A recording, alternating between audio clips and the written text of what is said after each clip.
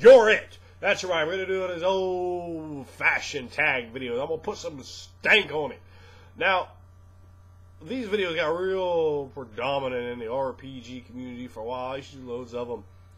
My man Hammered, I just saw your video, baby. You seem down. And I came out. I haven't done a video in a long time. Last time I've done anything on camera was a deal with Tim. Yes, you've seen other videos come up from me, but I just have a lot of them on the computer. I'll sit down and knock a bunch of them out and post them periodically. Sometimes the video will be like 2 months old that I post. Sometimes they're literally that old. I just kind of post what I want to post at the time. I don't post them necessarily by old. In fact, I have some on here now, and this is going to jump right above them. Because, Hammered, I saw you look like you was hurting, baby. You look like you was down and dirty in the dumps. You look like you had been put down with blood so you couldn't get up. So I'm going to get you up. I'm going to come over there. You're going to get the hot tag on me. Man's going to come in, get you fired up again, baby. We're going to get you in there. We're going to lay some jobbers out, let you drop the big hammered elbow on them, get you a 1, 2, 3, get you that pay window proverbially, if you understand. Now, if you don't understand, you soon will, because we're going to be doing this tag video. This is just for you, Hammer, baby, because I got so much love for you. Now, part of the reason I don't do all these that much, first of all, they seem to be people kind of burn out on them. So let me know if you like them, if you love them, if you want to do them. And the best way to do that, of course, is to make a video response to send it here to the video. Let me know, Hammer. I know you really want to see some people jump on and make some community videos like this. So I said, okay, I'm going to do it for you, baby. And see what the level of interest is out there, gauge it, because there really haven't been any recently. Sometimes we get a big glut of them, and of course I think these get old and tired and boring if it's every other time, but haven't been too many, like you said, Hammer. So let's get to it. Of course, this little thing I just did right here, it takes a little time, takes a little thinking, putting together, or shooting down a bad idea, coming up with a better idea, and we are going to call this the double aught tell. That's right, the double aught tell, because there will be no showing. It will all be about the telling. Now, let me show you right here. What do we have? What do we have? Because we're going to be talking about the percentages right off the bat. Jack, it's going to be 10 categories, 10 down the line. What are you? Where do you lie? Let's call 1 an absolute nothing. Let's call 100 the complete representation of that. Let's call 50 whatever in your mind is the average in the gaming community for that particular topic. Whatever you think it is, think of that. Think of that individual, that style, that aspect at that point, and then vary yourself lower or higher according to whatever you think. And then give kind of like a little sound bite. We don't need necessarily long stories, but it's damn your video. You understand? So you can go as long as you want. Want to make your video 855 minutes long? That's fine. You can do that too. It's just food for thought, subject for discussion, kindling to light the fire underneath you. You understand? And that's just what we're going to be doing right here. So, in an effort to bring about a little discussion, and that's all we're doing, is talking, and talking a lot. You understand? Let me show you an old trick. This is what my buddy Lamont Stancil, who a few of you have seen, introduced him a little bit into the RPG community. This guy I used to game with a long time ago. I haven't gamed with him forever. I haven't seen him in forever. I mean, he's in New York. I'm in Virginia, but we reconnected on Facebook. He's a great guy. Definitely one of the people on my reuniting fantasy table. I love playing with Lamont. It's very, very entertaining. But he used to do this, because Lamont's a dirty little bastard. And he would do this deal. And he liked to cheat, but not maliciously, not for real. Just like for a comic, for a pop, like they get people to pop. He's like, hey, do this, all right? So let me just show you what he'd do, because we're on the topic of percentages here, right? And this pointing in the right direction. There we go. So he'd do this, right? Black. Boom. Well, is that an 8? Or is that an 80? Black. They're both black. And you know, the people stop it. Hey, there's a boat back here. Damn! Do it at magic too. Oh, I don't have no land. Can I see that, Lamont? Damn! Just hold him in his hand like that. It was funny. It was always a good time to have him around. He lightened the mood, and definitely very entertaining. So to show you that little comic relief trick right there. So let's get into it, because it's almost 5 minutes in. Now, let's start with stamina. Now, It's basically like how long can you role play? How long can you run a game? Can you stay in character? Can you play the game? Whatever, however that comes across to you. The stamina. What is your character sheet looking like? For me, I'm going to put my stamina up. I'm going to say 92. A 92% out of 100 because I can stay up all night. I can game for very, very long periods of time, even at my extended decrepit age. I can game quite a bit since I've been back down here. We did one game that went almost 17 hours, and that was me running the game, which is substantially more of a burden. There are people out there that can game for like multiple days in a row. It just runs together like they were playing a video game or something. I mean, that's like your man, the Big Brady man. He might be close to that 100 on that one, but I'm solidly in at 92%. What percent are you? Now, next, we're going to go into immersive. How immersive are you? How immersive do you want to be? How immersive can you be? How long can you stay in character? Do you stay in character at all? Of course, your 0 or 1% on there is going to be someone who doesn't connect with the character at all. It's basically just a board game to them, as some individuals have said. Where the 100 is going to be someone who is continuously, almost like a method actor. They just or don't break character at all. I'd probably put myself in a 99% on that one. Always shooting for 100. Don't know if that's ever going to be possible for anybody, but I definitely shoot for it. Now, on the next one, we're going to talk about role player. That's right, with an A on the end, and there is no E anywhere to be found. And I mean, there is no E at all.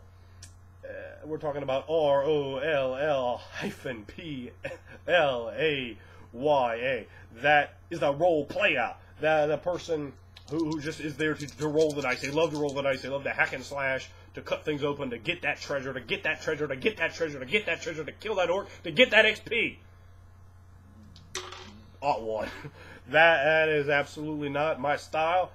But breaking it on that 50 medium, where do you fall? Are you a role player? I know there are a couple players out there, and I'd like to hear where your percentage is on that. If you have any funny stories, toss those in along the lines as well. So, what do we have next? How much work do you put into your games? Well, for me, I'm going to go with at least a 99% on that. I have never played with anyone that puts as much time into either making a character or into making their games, with their running a game. So for me, I'm going to go again with a 99% on that, because again, I do feel there's some minimal level of improvement that possibly could be made there. But for you, I mean, did you come in and just go, well, all right, I'm going to show up and I'm going to wing it. I don't know what genre we're playing or what game we're playing, and I haven't read the books at all. But let's go. You might have great storytelling ability and bring it in there, but have no preparation, no knowledge of your campaign setting, no knowledge of the stuff. Like, you come up like, oh, well, what do things look like? Oh, I don't know. How about that? There's 4, little X's on here. I don't know. Over here, the plane touched, and yeah, I've seen stuff like that. So, of course, I'm a big proponent of one way over the other. However, what are you a proponent of? And where do you fall along those lines? Bum. Alright, so next for you here, Hammer. But not Greg the Hammer. Let's hope not, at any rate. How much are your characters like you? Now, for me, I'm going to go with 7%. That's right, 7%. I like to put that little kernel, that little touchpad, that little piece, the path never traveled. Where could that have gone? Where could that one specific portion of my personality, how could that direct the character? How could that particular desire or like of mine make the character different?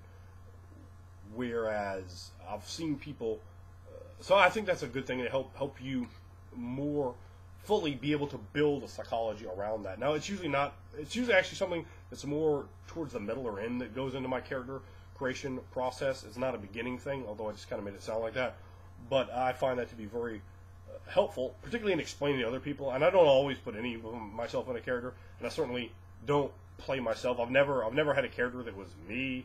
A lot of people seem to like to do that. I've seen that quite a bit, actually, through gaming communities. Even people saying, oh, well, we're playing us in this Dungeons & Dragons game, in this Mage the Awakening game, in this Rifts game, in this Star Wars game, in this. I've seen it a lot. wouldn't do it. Wouldn't want to be part of that game. I think that's not for me. And then there's the other side of that as well, not just directly playing you, but played with this guy who described his character. And I actually played with two people like this. So it's been down to two completely different games. Don't think they ever knew each other, I suppose. And the way they described their character was what a character. And the one guy did this with two different. We played two different games. It was one session of one and one session of another. And he played the same character, but he described the character the exact same way both times. Two different characters, two different worlds. Only difference: one time it was a human, the next time it was an elf. He's like, oh yeah, so the character. What's the character look like? Oh, he looks just like me. Well, he looks just like you. You mean he looks like you? Oh, and someone's like, aren't you an elf? Oh yeah, I got some pointy ears too. Oh yeah, you forgot you was an elf for a minute there in the character description part where you might want to mention that, where it just looks just like you. You know, look like an elf? What's wrong with you? And then of course I put in there. So, all right, well, what are you carrying? What are you doing? So I try to bring the level up a little bit, but just playing it. You know, okay, these are the skills. And I've seen people like that to be redundant with skills. Like, oh, I like a strong back. I don't think I got a strong back. Oh, I think I'm unlucky, so let me take an unlucky flaw. Oh, I think this or that about myself. Oh, I smoke, so I want my character to smoke. Oh, you know, I like to do to party, so I want my character to party. You know, every time. If you have those, so where do you put yourself? How do you like that? What do you think? Now, moving on, the Enforcer, and all my wrestling compatriots out there will know what that one means. The rest of you, I think that one will not be known. And hell, if I can't pull off a double A with a hairdo like this, who can? So, I'm not even going to try to do voices today because I am sick, getting over being sick, and just doing this for Hammered because I don't know. Hopefully my voice isn't too horrendous to the rest of you, but impersonations might not be for the best tonight. Although we did do an HBK earlier, and probably there will be more bad impersonations coming. So, the Enforcer, that's basically the person that lays down the law. You understand? Not Matala Linlin. You lay down the law for real. And you need to get people back on track. Not on track just to say the train tracks of a module. Back on track in terms of, let's get back into character. Let's keep playing. Let's not derail the Game Master. Let's feed the Game Master. Let's get him that energy. Let's be respectful of the time the Game Master's put in and so forth. For me, 90. Let's go with 96. I have no problem at all. Being very, very direct with people. They're ruining my time. They're ruining the Game Master's time. They're ruining other people's time. Bring them back in, and nicely at first. Usually nicely and respectfully. And of course, that compass starts turning to south the more times we have to get involved with those sort of individuals. I don't appreciate that. I don't appreciate that. I don't appreciate that at all. So, for me, 96%. Where are you? With the Enforcer, the person that brings it back, that keeps everyone character. That okay, you know, let's get back to doing this instead of doing that. Saying okay, hold on, don't, and it takes a burden off of the Game Master. Well, some Game Masters, they don't have the bravery trait to do that. Quite honestly, they just let people just destroy their game, and instead of saying something, even when you could tell it's seriously bothering. I've seen Game Masters like even get really upset, like verge of tears. You know, I've seen tears before. I'm gonna be honest. I've seen that from people, and there was no cause for it. I've seen people flee the room, get all so upset because people are trouncing their enjoyment, trouncing their game, shitting, pissing all over what they just did, and there's no call for that. There's no reason for that. There's no need for that. So, you know, I like to step in and get that back on track. I've never ever once had a Game Master, other than one time I had to get on a Game Master because he was a real ADD case. I wasn't mean about it, just want to come up. But the Game Master was very happy for that to have the Enforcer. You want to get some. Get some more energy in that Game Master. You know, show them you respect what they're doing. Show them you appreciate their time, and you're not just going to let somebody, violate it just to get some stupid jokes in, or to show somebody else something on their computer that has no relevance in the middle of a scene. No. We don't press pause for the game, not at all. Okay, next is the Showman. Now, the Showman, I don't think I've ever done a video about the Showman. Now, the Showman is another type of awesome player. The Showman is something that I really, really like. You can be, and this is a whole nother aspect, when you're dealing with immersive play style. The Showman may or may not be there at all, Basically, that's really the cinematic aspect. You're an action hero. You're a pro wrestler. You're a guy out of a kung fu movie. I'll get that out eventually, right?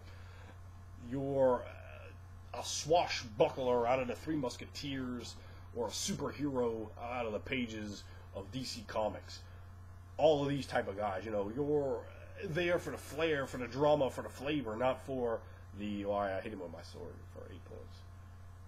Some people go, oh, I just play, more laid back and realistic and then wise. No, hell that, man. I want to have like a low wisdom score or whatever is going to let me get away with doing ridiculous stuff. Because who does ridiculous stuff are action heroes. Every single one of them have a penalty to their wisdom. They all have low mental traits in the wits department. Well, not necessarily in the wits, but, it is some, in White Wolf, it kind of doesn't translate out. But composure, well, sometimes they have that high too.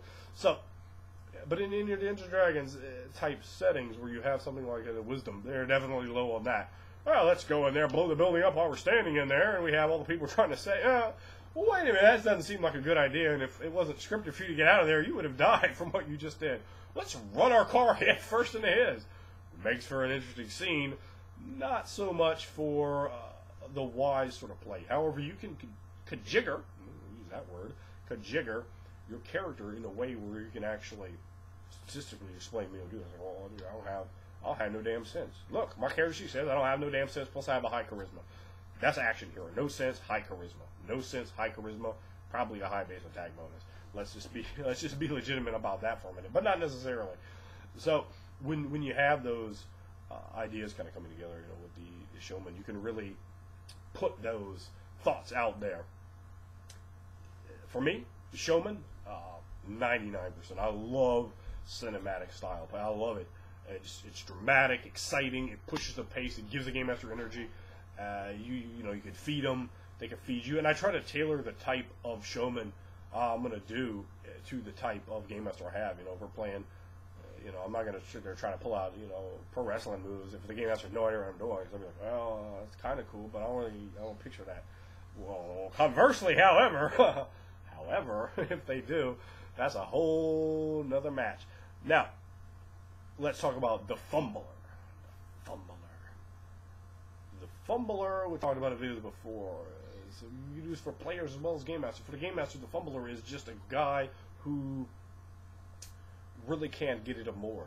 The fumbler, he's going to run 3, maybe 5 game sessions, and it falls. Like it's not 3 or 5 game sessions, and okay, we wrap the story, wrap the chapter, boom, we're done. It's like, the characters are in the middle of the field, and their existence ends. The fumbler, for me, I am willing to work around damn near anything. Players drop out, players move, player problems, players' girlfriends. This might actually surprise some of the people in some of the stances that think I'm incredibly tolerant to trying to do everything I can to fix the game, keep it right, and keep it running. I'm going to probably put myself like on a 98% for, well, I should say a 2%. It was, I guess, the other way around. I got 2% of fumble. Like the game is pretty much run out to a conclusion unless there's just major problems. And those are always on like the player part. If they all have certain reasons, then it might fall. But otherwise, we just keep going. I've run games that'll last for many years. I've played as a player.